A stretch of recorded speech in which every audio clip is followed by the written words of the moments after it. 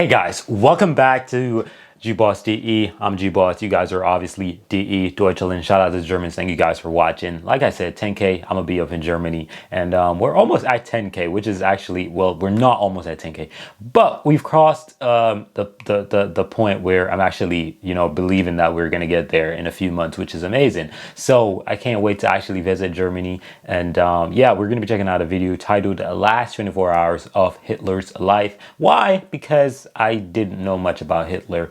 All I knew was just he was a crazy guy, and things happened, and he did a lot of bad things. But I didn't know that he killed himself, right? I thought they captured his ass or something like that, or they, boom, airstrike, he dead type stuff. Didn't know that he actually killed himself. So because I didn't know that, it means that I probably don't know a lot of things that are going to be said in this video. So I'm gonna be learning about Hitler, his 24 hours before.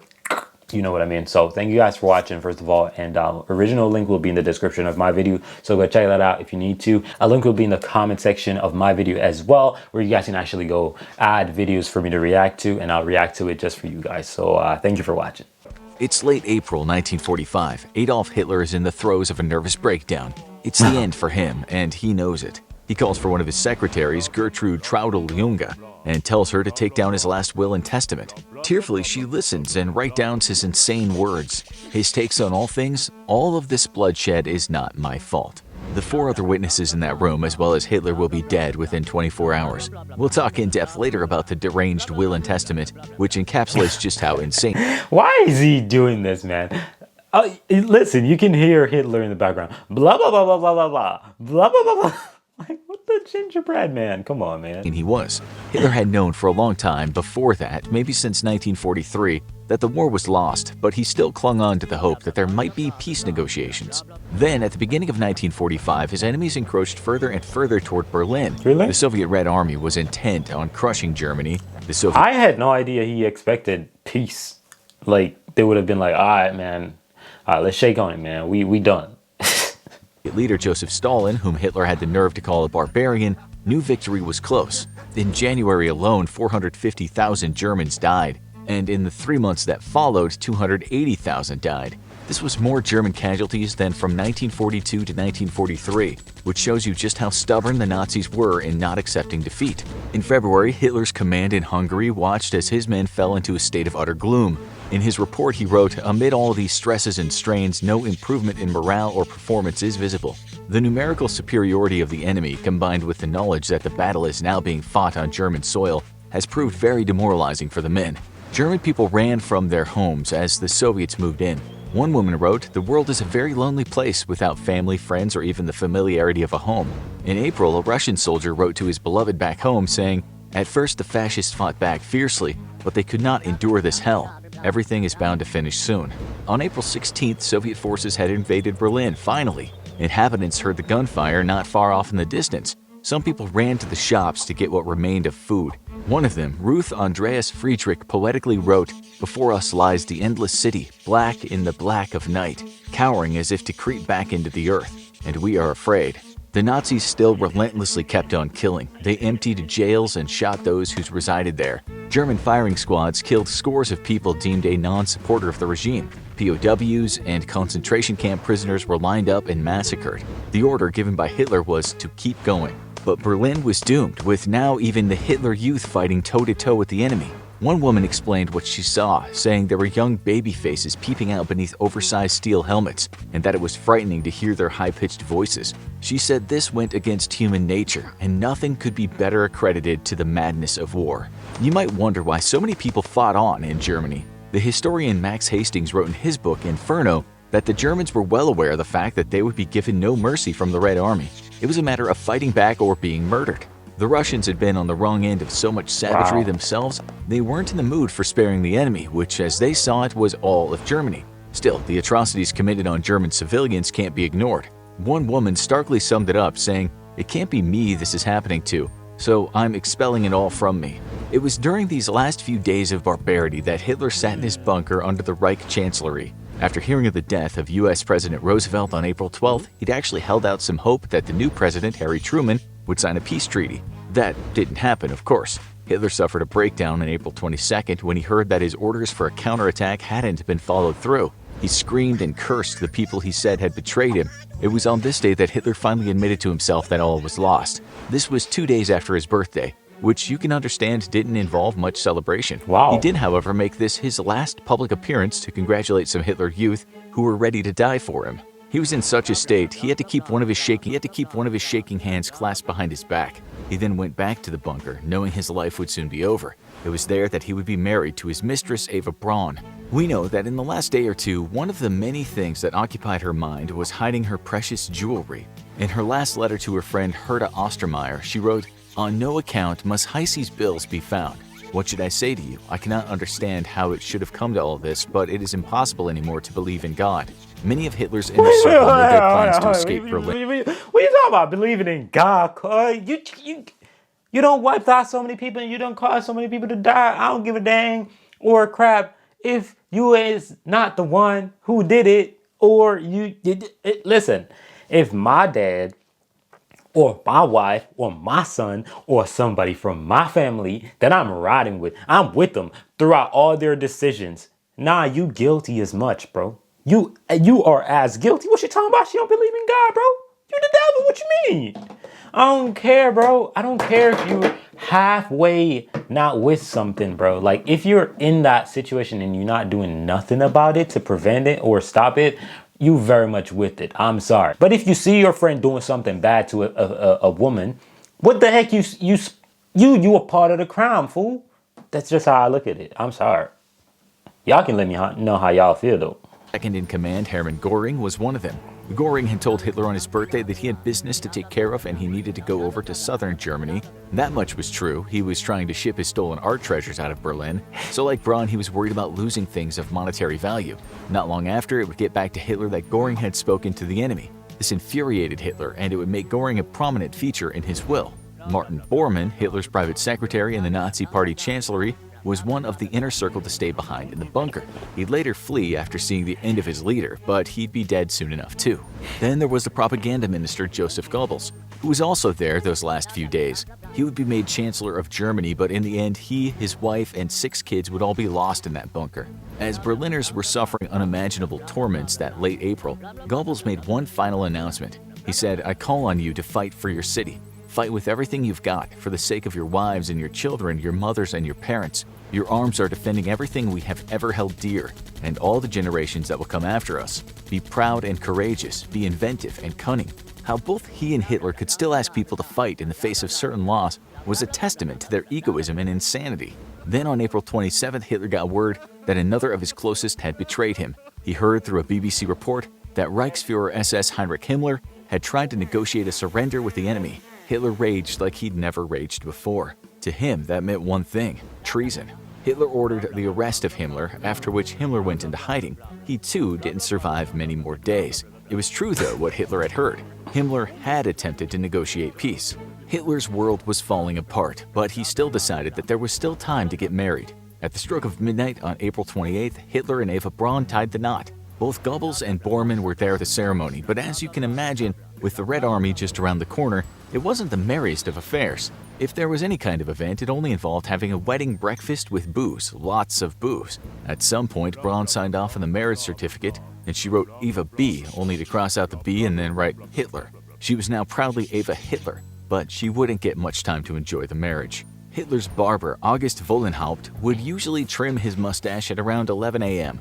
This was also usually the time that his valet Heinz Lenke would visit him each morning. Lenke would act as a kind of referee, saying the German for "on your marks" while holding a stopwatch. After that, Hitler would get ready as quickly as possible, as if playing a child's game. Then Lenke would pass Hitler his spectacles and the morning newspaper. One of those days close to his death, Hitler wasn't exactly in a great mood. He looked as quickly as possible, as if playing a child's game. Then Lenke would pass Hitler his spectacles and the morning newspaper. One of those days close to his death, Hitler wasn't exactly in a great mood. He looked at Lenke seriously and said, "You must never allow my corpse to fall into the hands of the Russians. They would make a spectacle in Moscow out of my body and put it in waxworks." Lenke also gave Hitler some cocaine drops for his painful right eye. He also handed him some pills for a flatulence problem. Hitler had many health problems close to the end, for which he took something like 28 different medications. In fact, he was starting to look like a man on the verge of dying from natural causes. Hitler Youth, who later escaped the bunker, described what the Fuhrer looked like during those final days. He said, He was like a ghost. He didn't seem to see me or anyone. He just stared ahead, lost in thought. At that moment, the bunker was shaken by a strong tremor as a bomb hit. Dirt and mortar trickled down on us, but he made no attempt to brush it off. He looked so much more unhealthy than 10 days earlier at his birthday reception when I had first met him. It looked like he was suffering from jaundice. His face was shallow. It was around this time that Hitler had heard the news about the death of the Italian fascist leader, Benito Mussolini. He'd been summarily executed, which could only mean one thing to Hitler. He too, he knew, would very likely suffer a similar. That's what I'm trying to say. Like, when I said it to a lot of people, I'm like, bro, I done thought Brody would have got executed. Like, they would have killed him. Or, you know, they would have captured him, arrest him type stuff. Or he'd have just died. Like, I didn't think, like, Brody, like, I don't, bro, what? Fate. Even worse, he heard that Mussolini, along with his dead mistress, had been dumped like dead cattle in Milan's Palazzo Loreto. There, the crowd spat on their bodies before hanging them up by meat hooks. Hitler then heard that the Dachau concentration camp had fallen into the hands of the Americans. He very likely heard what happened there. The US soldiers had been so appalled to what they saw, they gave no quarter to the German soldiers they captured. Lieutenant Colonel Felix Now Sparks later said the smell of death was overpowering. What those soldiers witnessed was human cruelty on another level. It may never be known what happened on that day. Some reports say US soldiers massacred 520 Germans, but other reports say the number was as low as 50. After an investigation, it was ruled that while international law had been breached, in the light of the conditions which greeted the eyes of the first combat troops, it is not believed that justice or equity demand that the difficult and perhaps impossible task of fixing individual responsibility now be undertaken. Hitler, on hearing the news in his bunker, likely thought about this violent retribution, while the image of the dead Mussolini and his mistress were still in his mind. Also in the distance, he knew the Soviet army was laying waste to his city. It was around this time that Hitler called that secretary Traudl Junge. She would die an old woman in 2002 and always said she wasn't aware of the depth of Nazi atrocities. She also admitted she loved her dear leader, something in later life that gave her cause to feel guilty. She once said, "I admit I was fascinated by Adolf Hitler. He was a pleasant boss and a fatherly friend. I deliberately ignored all the warning voices inside me and enjoyed the time by his side, almost until the bitter end. It wasn't what he said, but the way he said things and how he did things." She said Hitler made it clear to everyone in the bunker that the one thing that he could not allow was his body to fall into the hands of the encroaching Soviets. As for the writing of his will, Junge had woken. Bruh, this dude only care about himself, bro. Like, how many times does humanity have to go through things like this, bro? Like, majority of leaders have, what's that one word again? Okay, every human has this exact thing. Like, we have an agenda. Like, agenda doesn't have to be bad. It's just what you're planning to do, what your intentions are, right? 90% of these darn leaders have an agenda, right? And the agenda is not good. And the only reason why some leaders don't have an agenda is because some of them did not even want to be a leader, right? And the ones who don't usually want to be a leader are the ones who usually become the better leaders, because the truth is people who want to lead usually have very dark agendas, right? So it sucks.